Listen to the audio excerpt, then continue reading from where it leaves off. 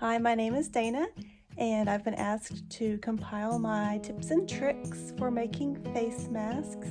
For my face masks, I used the Tiana's Closet template pattern for my masks.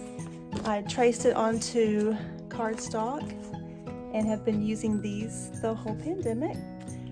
One of my first tricks that I do is when I fold my fabric, I do the pretty side in so that when it's time to sew, I'm not having to find two pieces that are the same to put together and then having little edges stick out.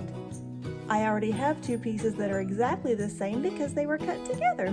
I don't know if everyone else does that or not, but I thought I would mention it. Ugly side out when I'm folding it.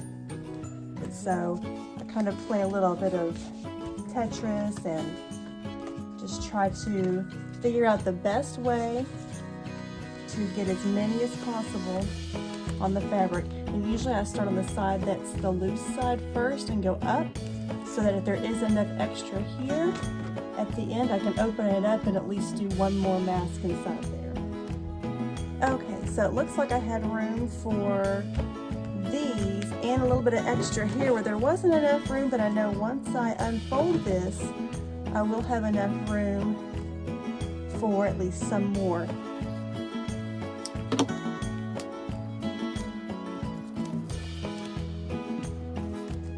You can see I like to use whimsical designs that can be upside down, around, whatever, so I can use as much fabric as possible and not have to think about, is it upside down, is it not upside down?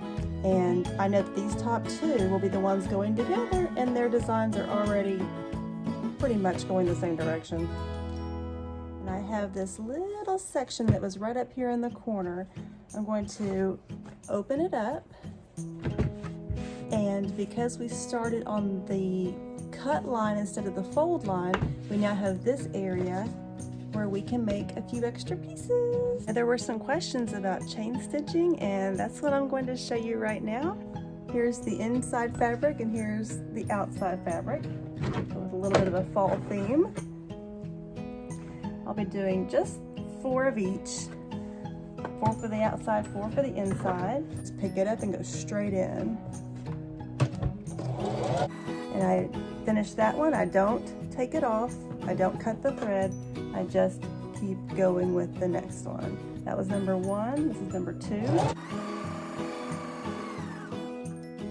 I'm just grabbing the first 2 off the top because they're already cut and ready to go. Now we'll do the 4 interior ones. And these are also pretty side in. It's the way it was cut to save us time. I'm going to show you, oh, what a beautiful chain. How nice. Yay, they're all connected. Cut them apart and stack them all together that are the same. Pick which stack you want, it doesn't matter, but flip them right side out. I'm going to do orange right side out because it's so pretty, I like to see it.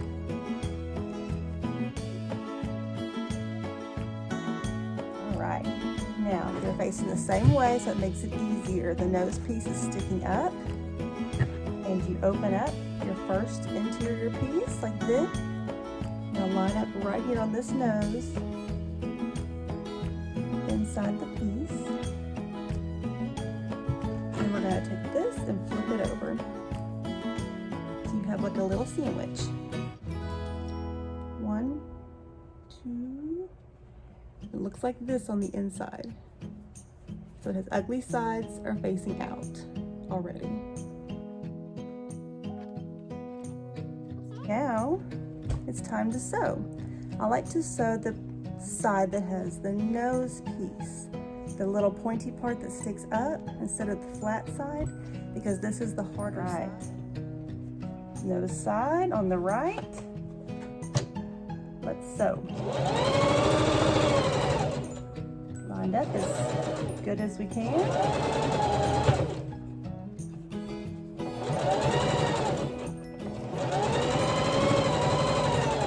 I don't stop. I don't cut my thread. I go to the next one because we are chain sewing, chain stitching, I don't know what they call it.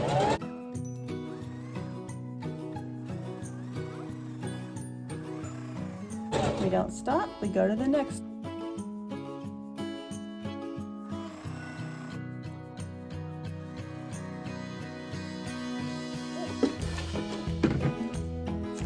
We now have one side sewn for each one of these.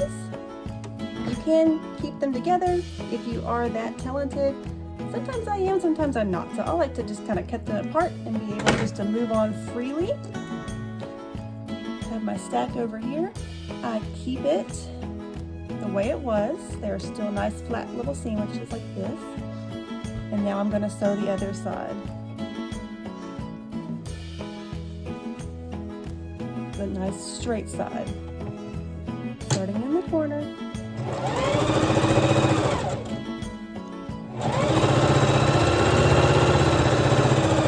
Nice and straight. It goes so fast because it's the straight side.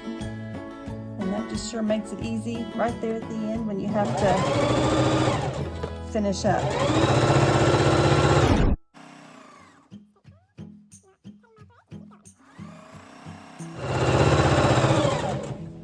Then done. Less thread waste, a lot less waste of fabric. These techniques will help you be able to have as many resources as possible. You're left with these 4 pieces like this that are ready to be turned right side out.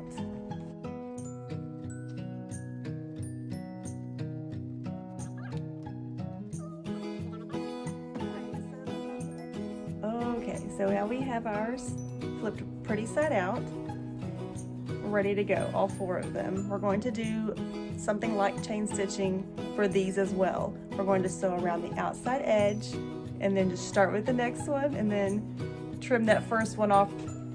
I like to start on the side like this, where I start sewing this way so it already gets this piece nice and flat.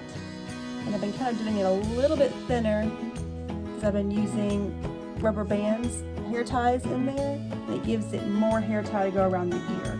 And so I start like this,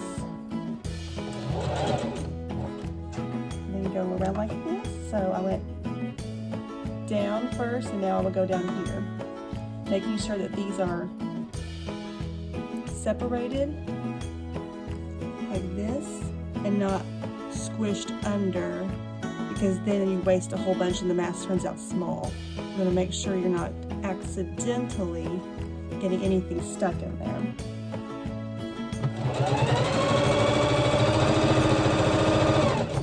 And the goal is to get the 2 pieces that were on the inside sewn together so they can't come apart. If you go too far, you don't get those 2 ends sewn together and it can come apart later on. So you can go pretty close to the edge or just a little bit away from the edge and you'll be golden.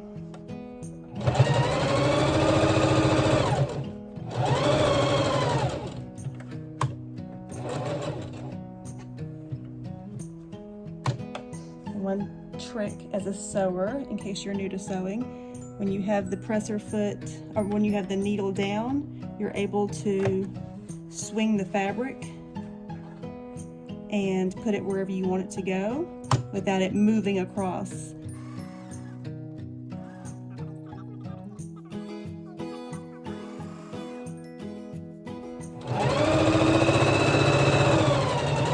And I backtrack at the end so it goes over that original line that we sewed, and I just backtrack right over that so that it is perfect. Even though we're going to be curling it under and everything, I don't want any loose ends. Now I don't cut, I don't take it off. I just get the next one ready. I stick it right there and I start sewing. I have the needle in there. I twist it, cut it right off, and there's our first one. Put the presser foot back down and keep on sewing.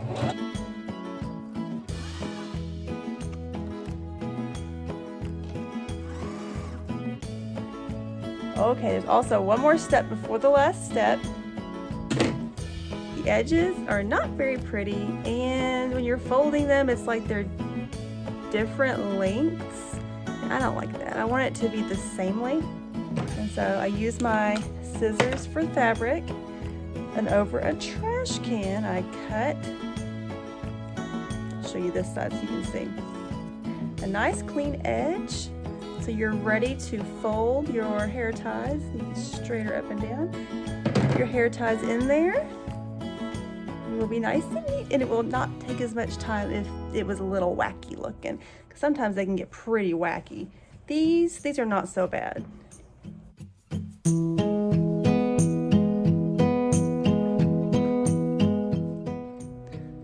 Okay, for my last step, I will be using Goody Ouchless thin, fine hair, thin ones to go around your ear for the mask. It is easy. I don't have to measure any elastic. I don't have to find elastic. All I have to find is these hair ties. So what we will be doing is putting the rough part of the tie right here, and I will fold over one time, but the tie is not being folded over yet, and then the second time I fold over the hair tie. So I do it one time just to get that edge from coming out, and then I fold over the hair tie. It's not very far in. I kind of pull it up a little and leave just enough room to sew right here. Now I'll do that for all the sides. Now the chain stitching part is the fun part. I really enjoy doing that. It makes it interesting. So I like to backtrack a lot on these so they will not come out for people, and I will not have to be constantly redoing anything for anyone. So I go here and I backtrack on this edge, and I backtrack on this edge too. Right here and right here, because that's the part that's going to be getting the most wear and tear.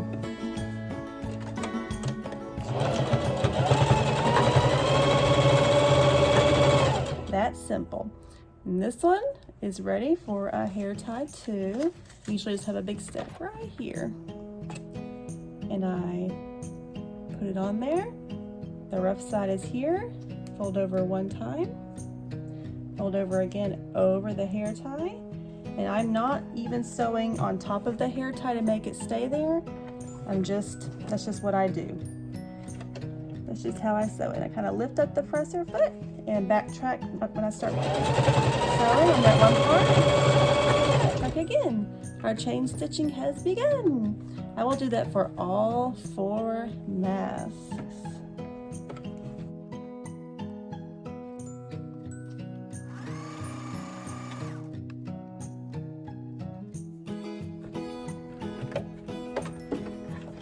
Now I am finished, and voila!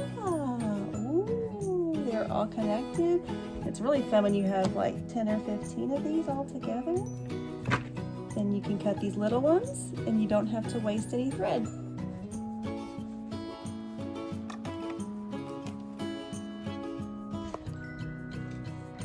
So here's a completed mask inside with the stitching and the hair tie, and the outside.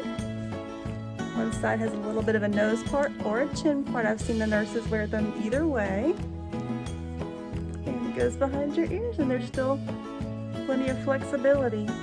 I did add a little bit to the Tiana's closet pattern to make room for the hair ties instead of using elastic. I added about that much, maybe about an inch or so on the side. So play around with it, and those were just some of my tips and tricks. Thanks a lot for watching.